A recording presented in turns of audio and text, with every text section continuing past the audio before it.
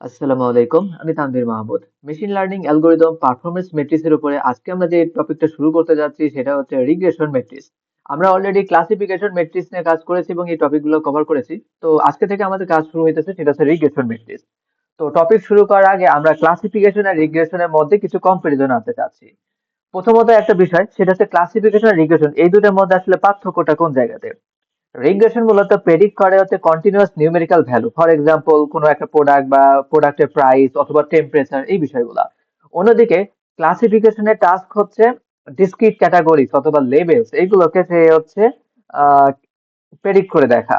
যেমন আমাদের বিষয় হচ্ছে যদি কোনো ইমেজ ডেটা সেট থেকে সেটা ক্যাট না ডগ এভাবে ক্লাসিফাই করে দেওয়া, অথবা কোনো একটা মেইল সেটা সেই মেইলটা হচ্ছে স্যাম্প মেইল কিনা সেটাকে চেক করে দেখা। ওকে, তো রিগ্রেশনে আসলে যে কাজটা হচ্ছে কন্টিনিউয়াস ভ্যালু, এখানে কোন রেঞ্জের মধ্যে সেটাও আসলে বলা যাইতেছে না, সিম্পলি আমরা বলবো যে কন্টিনিউয়াস ভ্যালু সেখানে প্রেডিক্ট করা হইতেছে। এইখানে ক্লাসিফিকেশন আর রিগ্রেশন দুটোই আমাদের সুপারভাইজ লার্নিং এর অন্তর্ভুক্ত, অর্থাৎ দুটোই আসলে ইনপুট আর আউটপুটের মধ্যে ম্যাপিং করে দিচ্ছে। তবে দুটোর মধ্যে পার্থক্য আছে, পার্থক্যের একটাই কন্টিনিউয়াস ভ্যালু প্রেডিকশনের কথা আছে সেটা রিগ্রেশন, আর সেখানে যেখানে ডিসক্রিট ক্যাটাগরিজ অথবা ডিসক্রিট লেভেল কে প্রেডিক্ট করার কথা আছে তখন সেখানে আমরা বলতে পারি ক্লাসিফিকেশন। ক্লাসিফিকেশন টাস্কে মূলত হচ্ছে ডিসিশন বাউন্ডারি সেট করে দেওয়া হয় এবং সেই ডিসিশন বাউন্ডারিজ এর উপর বেস করেই আমরা ক্লাসিফাই করা শুরু করে দিই। কিন্তু রিগ্রেশনের কাহিনী আলাদা। রিগ্রেশন হচ্ছে আমাদের কার্ভ অথবা হচ্ছে লাইনের হচ্ছে বেস্ট ফিটটাকে বের করে দেওয়া হয় এবং সেই বেস্ট ফিটের উপর বেস করেই প্রেডিকশনটা করে ফেলা হয়। তো এখন আমরা সরাসরি রিগ্রেশন ম্যাট্রিক্সে যাচ্ছি। তো আমাদের প্রথম যে টপিকটা কভার করতে যাচ্ছি সেটা হচ্ছে মিন অ্যাবসলিউট এরর। তো আমাদের হচ্ছে রিগ্রেশন ম্যাট্রিক্স, এখানে প্রথম যে টপিক সেটা হচ্ছে মিন অ্যাবসলিউট এরর। প্রথমে আছে মিন অ্যাবসলিউট এরর বলতে আসলে কি মিন করা হয়? আমাদের অ্যাকচুয়াল ভ্যালু আর প্রেডিক্টেড ভ্যালু এই দুটার মধ্যে যে difference, that is known as error, এই এররের এভারেজটাকে আমরা বলতেছি মিন অ্যাবসলিউট এরর। যেমন ধরে নিলাম যে আমি হচ্ছে বাসার প্রাইস প্রেডিক্ট করতে চাচ্ছি। তো আমার কাছে ট্রেনিং সেট আছে এবং টেস্ট সেট আছে। ট্রেনিং সেট টেস্ট সেট দুটোতেই আমাদের বিভিন্ন ধরনের বাসার বিভিন্ন রকম প্যারামিটার আছে এবং সেই বাসার প্রাইস রাখা আছে। ওকে, তো ট্রেনিং সেটটাকে ব্যবহার করে আমি মডেলটাকে ট্রেন করে নিছি। টেস্ট সেটে আমি যেটা করব সেটা হচ্ছে টেস্ট সেট থেকে আমরা হচ্ছে বাসার প্যারামিটার গুলোকে মডেলকে দিব, মডেল সেখান থেকে বাসার প্রাইসের একটা প্রেডিকশন করবে। টেস্ট সেটের কাছে আমার অলরেডি অ্যাকচুয়াল প্রাইস আছে, তাহলে অ্যাকচুয়াল প্রাইস আর প্রেডিক্টেড প্রাইস এই দুটো থেকে আমরা ইরর বের করব, অ্যাবসলিউট ইরর। ওকে, এখানে অ্যাবসলিউট সাইন দেখতে পাচ্ছি ফর্মুলাতে। এই অ্যাবসলিউট ইররের সিম্পল এভারেজটাকে আমরা বলতেছি মিন অ্যাবসলিউট ইরর। তো ইন্টারপ্রিটেশনে যদি আমরা আসি, যে এই মিন অ্যাবসলিউট ইরর মূলত আমাদের জানায় দেয় যে আমাদের কি পরিমাণ প্রেডিকশন ইরর আছে। অল এভারেজ মানে পুরো কাজের মধ্যে আমাদের কি পরিমাণ প্রেডিকশন ইরর আছে।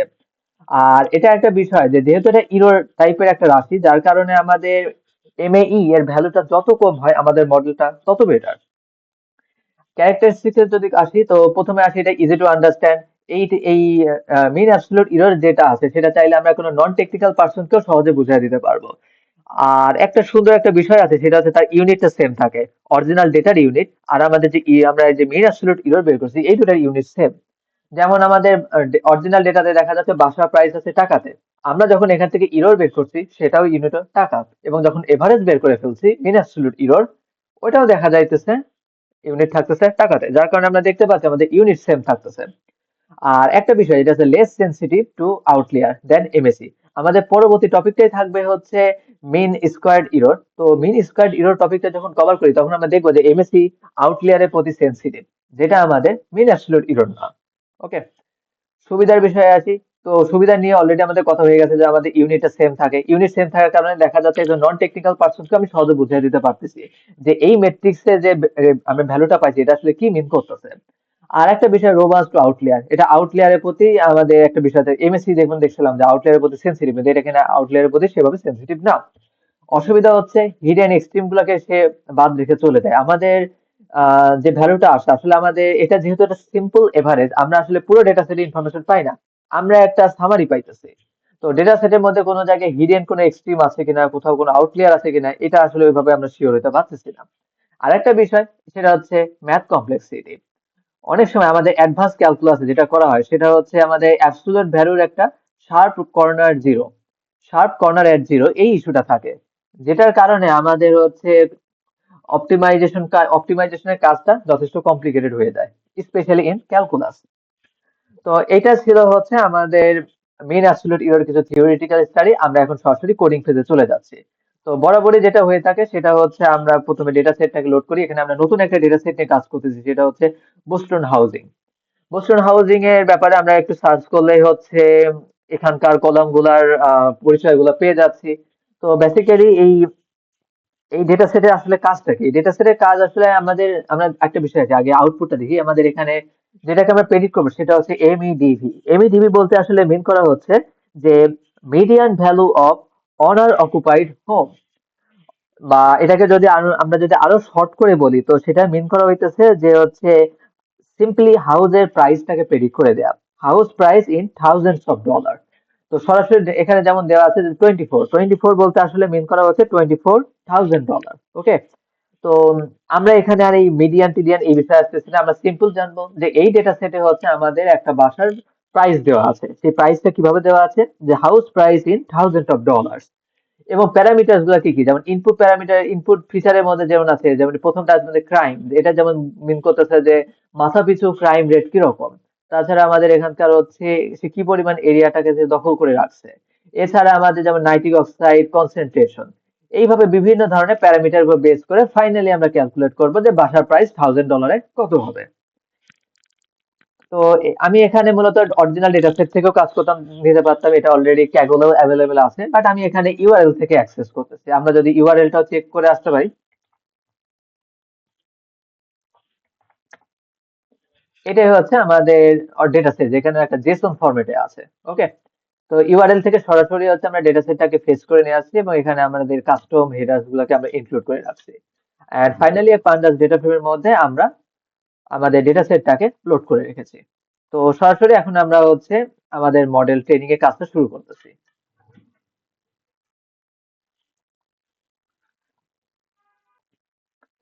আচ্ছা, ইনিশিয়ালি আমরা কিছু কাজ এখানে করে রাখছি। এটা ছিল আমাদের ডেটা সেট লোড করা কোড বেস, আর এইখান থেকে আমাদের অরিজিনাল কোড বেসটা শুরু হচ্ছে। সবার প্রথমে আমি যেটা করছি, প্রয়োজনীয় মডিউল গুলাকে ইম্পোর্ট করে নিচ্ছি। যেমন হচ্ছে আমরা আগেও যে কাজটা করছি এখানেও সেটাই, যে আমরা এখানে ট্রেইন টেস্ট স্প্লিটে যাইতেছি না। আমরা এখানে ট্রেইন টেস্ট স্প্লিট না করে আরো রিলিয়েবল কে ফোল্ড ক্রস ভ্যালিডেশনের কাজ করতেছি।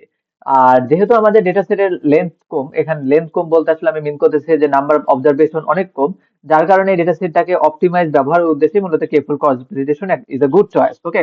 আর আমাদের ফাইনালি অ্যাকুরেসি ক্যালকুলেট করার জন্য ক্রস ভ্যালু ভ্যালিডেশন স্কোর এর ফাংশনের সাথে আমরা অলরেডি পরিচিত আছি। আর এইখানে আমরা মডেল হিসেবে যেটা নিচ্ছি সেটা হচ্ছে লিনিয়ার রিগ্রেশন। আমরা সিম্পল লিনিয়ার রিগ্রেশনের মাধ্যমে আমরা প্রেডিকশন করার চেষ্টা করব। সবার প্রথমে আমরা যে কাজটা করি সেটা হচ্ছে ইনপুট আর আউটপুট ফিচারে স্প্লিট করে ফেলা। ওকে। তো এটা আমাদের আউটপুট ফিচার ছিল এমইডিভি। তো সেটাকে আউটপুট ফিচারের মধ্যে রাখছি, আর বাদ বাকি সবকিছুকে কি আমরা ইনপুট ফিচারের মধ্যে রাখছি। সবার প্রথমে আমাদের কে ফোল্ডের একটা অবজেক্ট নিয়ে নিতে হবে। আমি এখানে কে ফোল্ডটাকে ডিফাইন করে দিচ্ছি। কে ফোল্ড, কে ফোল্ডের মধ্যে আমরা যেটা করি সেটা হচ্ছে প্রথমে কয়টা স্প্লিট হবে সেটাকে ডিফাইন করে দেবো, যে স্প্লিট ইজ ইকুয়াল টু 10। তারপরে হচ্ছে শাফল, শাফলটাকে আমরা ট্রু করে দিব। এরপর আমরা র্যান্ডম স্টেটটাকে ডিফাইন করে দেবো, র্যান্ডম স্টেট। র্যান্ডম স্টেট আমরা যে কোনো একটা র্যান্ডম ভ্যালু এখানে নিয়ে নিলাম। তাহলে এটা এখানে কি হলো, এখানে হচ্ছে কে ফল ক্রস ভ্যালিডেশন করার জন্য আমরা একটা অবজেক্ট নিয়ে নিছি, যেখানে আমরা বলছি আমাদের 10টা ফোল্ড তৈরি হবে। আমরা এখানে শাফল করে নেব, যেটা আমাদের একটা রিকোয়ার্ড একটা টাস্ক, এবং আমাদের র্যান্ডম স্টেট 7, যেটা আসলে আমাদের একটা র্যান্ডম স্টেটকে হোল্ড করে থাকবে। তাহলে প্রথমে আমরা আসতেছি মিন অ্যাবসলিউট এরর, আমাদের এখানে ক্যাপশন দেওয়া আছে। তো এখানে আমাদের কাছে, ও আচ্ছা সরি, এখানে একটা জিনিস আমি বাদ রেখে চলে যাচ্ছিলাম, আমরা মডেলটাকে ডিফাইন করে নেই। আমাদের মডেলটাকে নিয়ে নিতে হবে। তো model is equal to simply linear regression. আমি এখানে লিনিয়ার রিগ্রেশন মডেলটাকে নিয়ে নিয়েছি। ওকে। এখন হচ্ছে আমাদের মিন অ্যাবসলিউট এরর। তো এখানে নতুন কোনো কোড না, আমরা আগে যে কোডগুলো করছি চাইলে সেগুলোকে রিউজ করতে পারি। আমি আগে ক্লাসিফিকেশনে যে কোডগুলো নিয়ে কাজ করছিলাম, যেখানে অলরেডি ক্রস ভ্যালিডেশন স্কোর নিয়ে আমাদের ফাংশনের কাজ হয়েছে, যেমন এই যে অ্যাকুরেসি ক্যালকুলেট করার জন্য যে কাজটা আমরা করছিলাম, আমি এই কোডটাকে কপি করতেছি। সিম্পলি 2 লাইনে আমাদের কাজ হয়ে যাবে। আমাদের যে টাস্কগুলো আছে জাস্ট 2 লাইনের কোডের কাজ। তাহলে মেইন অ্যাবসলিউট এররে আমি সেই 2 লাইনের কোডটাকে অ্যাড করে দিচ্ছি। তাহলে এখানে আমরা কি করবো, প্রথমে ক্রস ভ্যালিডেশন স্কোরের কাছে আমি মডেল পাঠিয়ে দেবো, ডেটা সেটটাকে পাঠিয়ে দেবো, ক্রস ভ্যালিডেশনকে মেইন করে দেবো এবং কি টাইপের স্কোরিং হবে সেটা জানিয়ে দেবো। ওকে। তো এটার আগে আমরা নাম দিয়ে দিই, যে এটার নাম দিচ্ছি হচ্ছে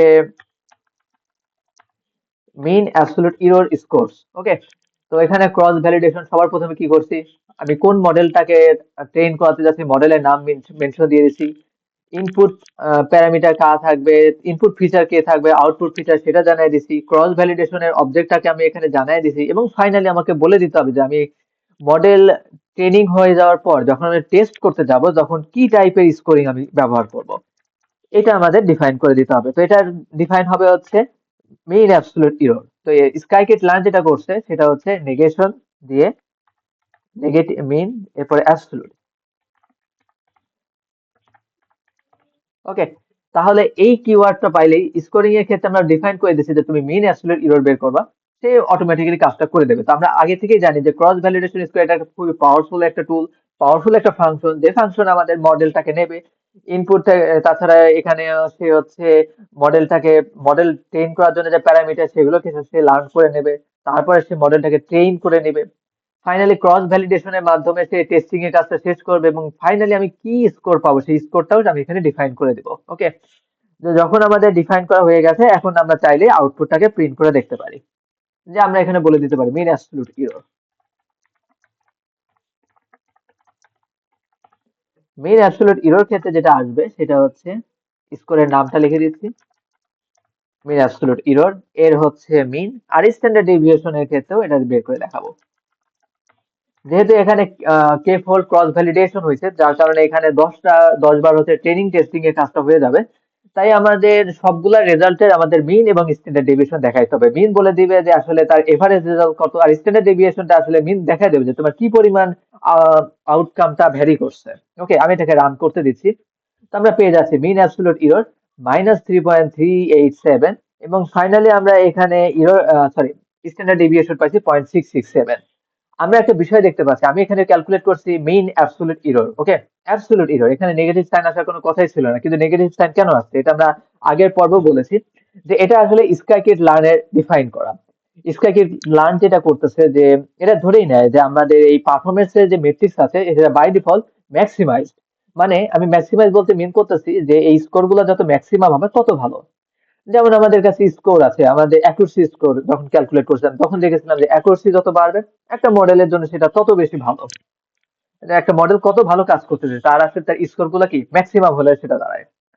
তো এইখানে এরকম কিছু কিছু মেট্রিক্স আছে যেগুলো আসলে ওই মেট্রিক্স এর ভ্যালু যত কম হয় একটা মডেল তত ভালো, এইভাবে জাজমেন্ট হয়।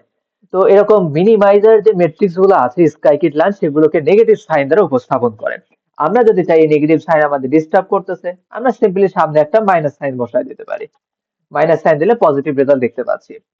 এটার আপাতত আমরা এটুকু ব্যাখ্যা রাখবো যে স্কাইকিট লার্ন এটা এইভাবেই ডিজাইন করে রাখছে যে যে সকল মেট্রিক্স গুলো মিনিমাইজার, অর্থাৎ যাদের হচ্ছে ভ্যালু যত কম তত তারা বেটার, এই টাইপের মেট্রিক্স গুলা যেমন mean absolute error, mean square error, এই টাইপের বিষয়গুলোতে আমাদের নেগেটিভ রেজাল্ট আউটপুট দেখায়।